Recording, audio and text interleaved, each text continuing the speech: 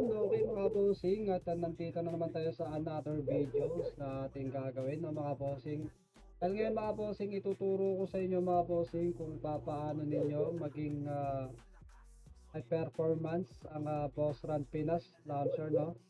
So unang gawin nyo muna mga bossing, lagay nyo muna ang buong folder ng Boss Run Pinas sa mismong antivirus ninyo tulad ng Windows Security. Okay, open nyo lang mga bossing, no? Open nyo lang.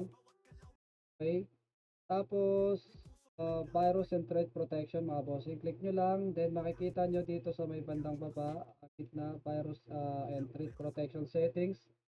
Click nyo lang itong manage settings ng mga bossing. Ayan. Okay, pagka-click nyo ng manage settings mga bossing, ibaba nyo lang, huwag nyo lang. Ayan, makikita nyo yung exclusions no mga bossing. Ayan, add nyo lang yung buong folder Boss Run Pinas, click nyo yung add. Tapos makikita nyo tong plus no, add and exclusion. Okay, click nyo lang, then folder. Okay, pagkatapos nyo maklik mga bossing, at hanapin nyo yung Boss Run Pinas kung saan nyo nilagay folder nya. Hanapin natin yung Boss Run Pinas folder. Ayan, so mga bossing, kita nyo na no, sa click lang tapos select folder. So ayun na siya mga bossing, nalagay na natin dito.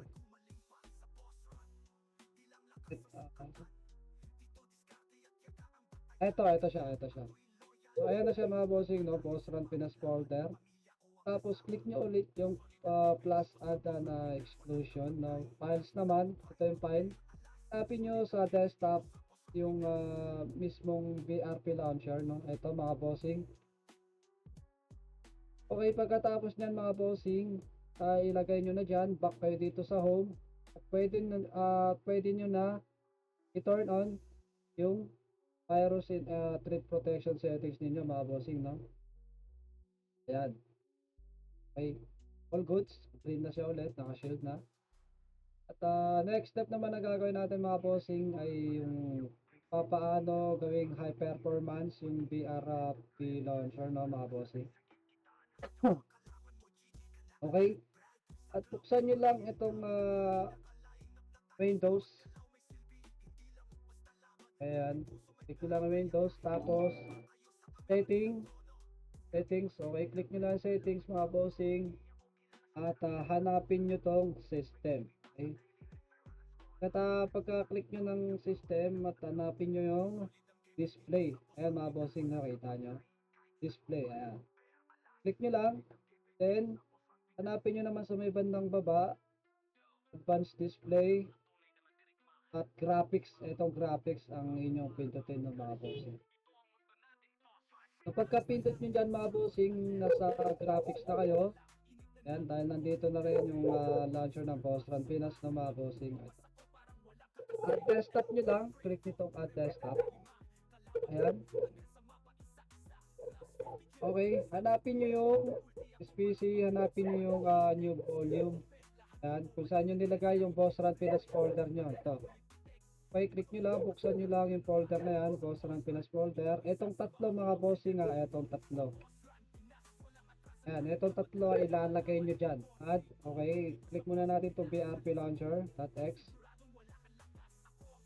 Okay, nandun na yun. Tapos click nyo ulit yung add desktop app. Click nyo itong run client.x. Ayan, na-add na natin. Tapos, itong search security.x no mga bossing. Add ulit natin.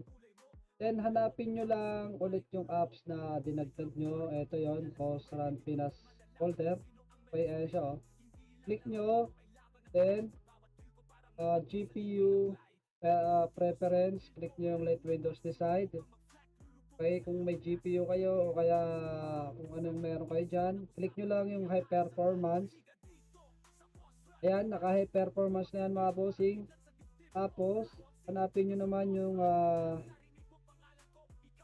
start security. Ayun, Boss Run Pinas. Ayan o, GPU preference. Ganon din ulit ang gagawin nyo mga bossing.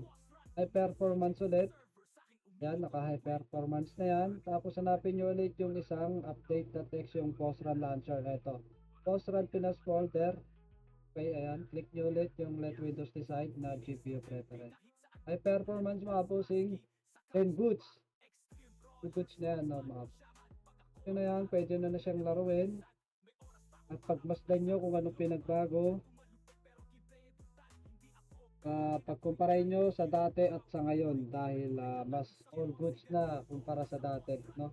Pag ginawa nyo tong high performance setting, no, mga bossing.